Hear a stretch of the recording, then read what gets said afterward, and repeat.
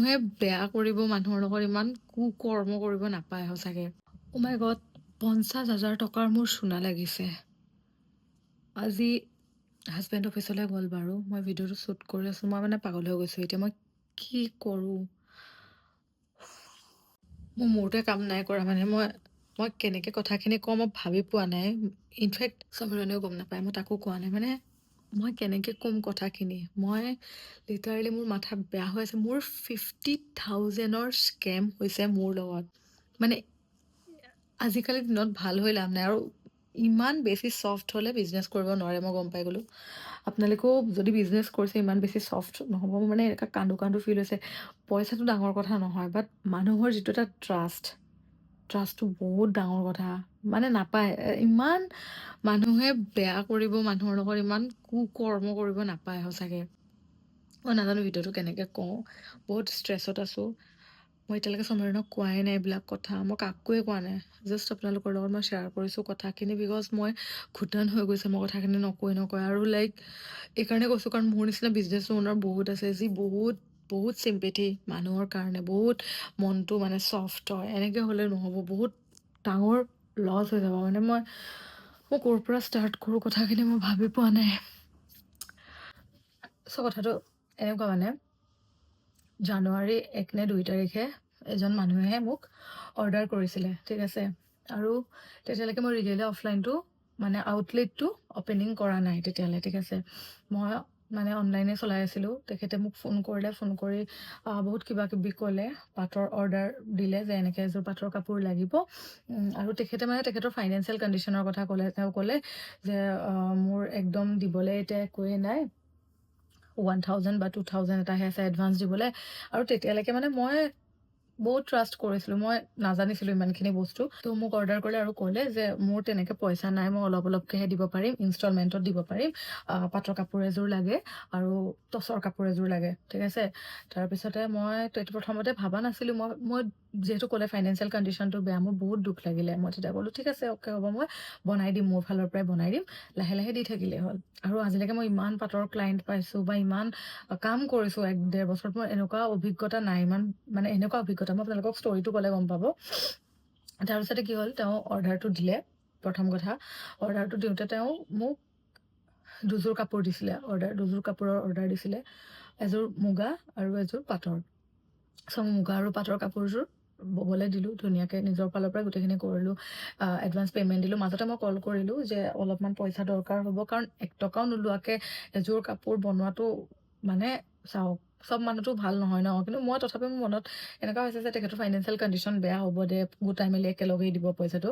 তাৰপিছত প্ৰথমতে তেওঁ 2,000 এটা দিছিলে মোক।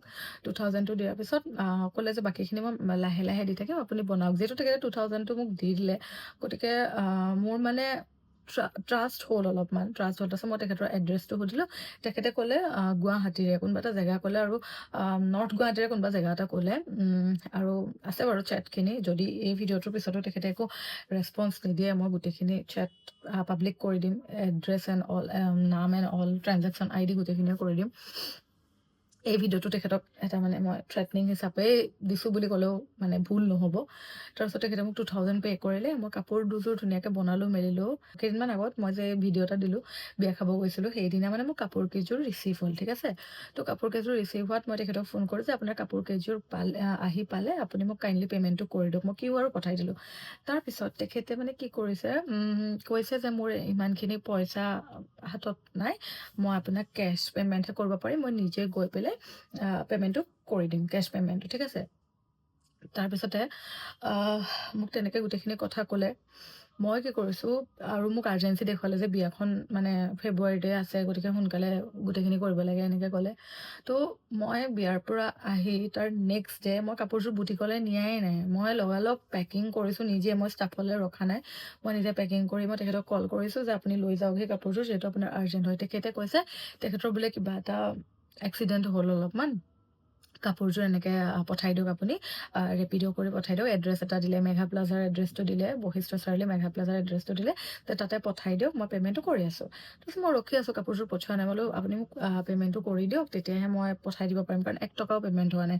আৰু গোটেই কাপোৰখিনি মিলাই এৰাউণ্ড চাগে 48 মান হৈছিলেগৈ দুযোৰ কাপোৰ মিলাই আৰু তেখেতে তাৰে 2000 এটা মোক আগতীয়াকৈ পে'মেণ্ট কৰিছিলে বাকীখিনি দিবলৈ আছিলে তাৰপিছত মই কি কৰিলোঁ সেই কাপোৰখিনি মই ৰখি আছোঁ দিয়া নাই তেখেতক মই আকৌ কল কৰিছোঁ আকৌ কল কৰি কৈছোঁ যে আপুনি মোক পে'মেণ্টটো কৰক সোনকালে মানে মোক তেতিয়াহে মই আপোনাৰ কাপোৰযোৰ পঠাব পাৰিম তেওঁ কোনো ধৰণৰ ৰেছপন্স দিয়া নাই সেই বিষয়ে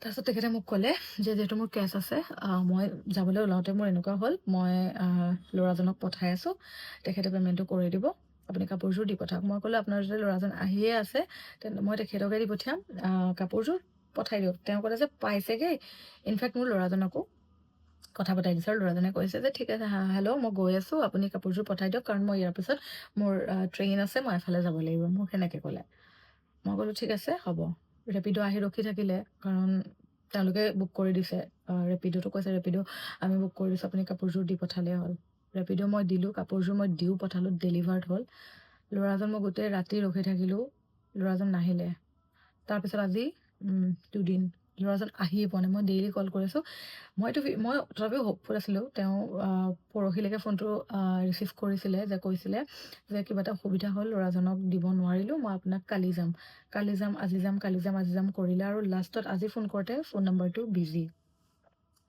চ' মানে কি ক'ম মোৰ মানে মাথা একদম কাম নাই কৰা লাইক কেনেকৈ এনেকুৱা কৰিব পাৰে এতিয়া মানুহজনৰ একো মই আপডেট পোৱা নাই কণ্টেক্ট কৰিব পৰা নাই মই ভাবিছোঁ কালি এখন FIR দিম ভিডিঅ'টোৰ যোগেদি কৰিছোঁ এখন FIR দিম আৰু মই গোটেইখিনি পাব্লিক কৰিম chat and all everything public কৰিম যদিহে তেওঁ মোক কালিৰ ভিতৰতে পে'মেণ্টটো নকৰে মই এভৰিথিং মানে পাব্লিক কৰি দিম চ' মই আপোনালোকক এইটো কথা কৈছোঁ মানে ইমান ছফ্ট নহ'ব কোনোবাই ফাইনেন্সিয়েল মানে প্ৰব্লেমৰ কথা ক'লে আপুনি একদম পূৰা পিঘলি যাব আপুনি চব বাদ দি দিব মানে ইম'চনেল হ'ব একচুৱেলি বিজনেছত ইম'চনেল হৈ একো লাভ নাই মানে বহুত ফ্ৰড অ'নাৰৰ লগতো ফ্ৰড হয় আৰু মোৰ ভুল হ'ল মই বহুত বেছি চিম্পেথি মই দুখ বুজি পাই মানুহজনৰ দুখ বুলি ভাবি মই গোটেইখিনি কৰি দিলোঁ নিজৰ পইচা দি দেন তেখেতে আৰু মই বিশ্বাস কৰোঁ কৰ্মা বিলিভ কৰোঁ গতিকে মই ভাবোঁ তেওঁ কৰ্মফল পাবই গতিকে মই এতিয়াও এই ভিডিঅ'টোৰ যোগেদি মই কৈ দিছোঁ আপোনালোকে ভিডিঅ'টো শ্বেয়াৰ কৰক যাতে বস্তুটো মানে তেখেতে বুজি পায় আৰু মই কালিলৈ FIR ফাইল কৰিম দিছপুৰত তাৰপাছতখিনি দেখা যাব গতিকে সেইটোৱে মোৰ এৰাউণ্ড 50,000ৰ স্কেম হৈছে এতিয়া মই নাজানো তেখেতৰ নাম্বাৰ ব্লক কৰি দিছে তথাপিও বাৰু এইখিনি মই লিগেল একশ্যন ল'ম মই নাজানো পইচাখিনি পাম নে নাপাম কিন্তু যিটো এটা মানুহৰ ট্ৰাষ্ট সেই ট্ৰাষ্টটোৰ ওপৰত কেতিয়াও খেলিব নালাগে নাপায় মানে কি ক'ম মানে নাপায় এনেকুৱা কৰিব নাপায় মই ইমানখিনি বিশ্বাসত মই এইখিনি কাম কৰিলোঁ নাপায় মানে কেতিয়াও এইটো কৰিব নাপায় চ' আই হোপ তেওঁ বুজি পাব অলপমান গতিকে মই এইটো বিচাৰোঁ যাতে মই মোৰ প্ৰাপ্যখিনি পাওঁ আৰু পইচা আমাৰ সকলোৰে কষ্ট সোমাই থাকে এফৰ্ট সোমাই থাকে গতিকে সেই বস্তুটো বুজি পাব লাগে সেইকাৰণে মই আজিকালি এনেকুৱা পাটৰ কাপোৰৰ অৰ্ডাৰ ওলাই 50% এডভান্স লৈ লওঁ তাৰপিছতহে মই কামখিনি কৰোঁ কাৰণ সেইটোৱে আৰু এনেকুৱা এটা শিক্ষা পোৱাৰ পিছত কি কৰিম আপোনালোকে কওক গতিকে এতিয়া মই কি কৰোঁ আপোনালোকে মোক জাষ্ট কওক মই ভিডিঅ'টো পাব্লিক কৰি দিছোঁ মই এতিয়ালৈকে একো ডিটেইলছ ডাটা দিয়া নাই কাৰণ তেওঁলোকৰ প্ৰেষ্টিজৰ কথা থাকে এতিয়াও মই সেইখিনি কথা ভাবিছোঁ কিন্তু যদি এই ভিডিঅ'টোৰ পিছতো তেওঁলোকে একো ষ্টেপ নলয় মই গোটেইখিনি পাব্লিক কৰি দিম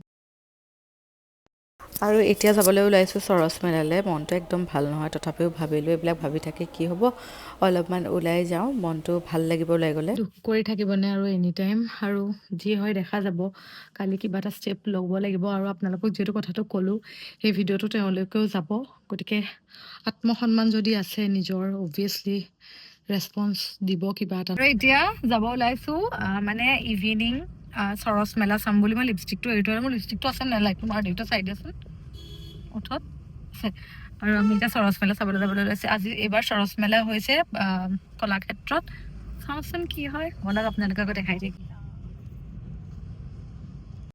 আৰু এই আহি পাই গ'লোহি অসমী চৰচ মেলা 2026 চৰচ মেলাৰ কথাটো সকলোৱে জানে অসমী মানে সকলোৱে জানে অসমীয়া আৰু চৰচ মানে হৈছে মানে স্বসহায়ক গোট চেল্ফ হেল্প গ্ৰুপ যিবিলাক থাকে আৰু এইটো মানে এটা প্ৰদৰ্শনী বা মেলা বুলি ক'ব পাৰে যিবিলাক থাকে স্বসহায়ক গোট বা আত্মসহায়ক গোট তাৰে যিবিলাক মেম্বাৰ থাকে তেওঁলোকে নিজে হাতেৰে বনোৱা যিবিলাক সামগ্ৰী হওক হস্তশিল্প পৰম্পৰাগত খাদ্য বা যিবিলাক জৈৱিক সামগ্ৰী এইবিলাক ইয়াতে প্ৰদৰ্শন কৰে আৰু বিক্ৰী কৰে আৰু এইখন প্ৰত্যেক বছৰে হয় ইয়াৰে মুখ্য উদ্দেশ্য হৈছে যিসকল মহিলাসকলৰ যাতে আত্মনিৰ্ভৰশীলতা বা স্বনিৰ্ভৰতা বৃদ্ধি গ্ৰাম্য উদ্যোগ বা উন্নয়ন বিকাশ কৰা আৰু স্থানীয় সামগ্ৰীসমূহ আগবঢ়োৱা আৰু মহিলা উদ্যোগীকৰণক উৎসাহিত কৰা এইটোৱে ইয়াৰ মুখ্য মানে উদ্দেশ্য আৰু আহিলোঁ বহুত বেছি ভাল লাগিলে ইয়াতে মই ভাবিলোঁ আপোনালোককো অলপমান দেখাই দিওঁ আৰু এই আমাৰ ডিজি বা কিবা কিনিবা নেকি ইফালে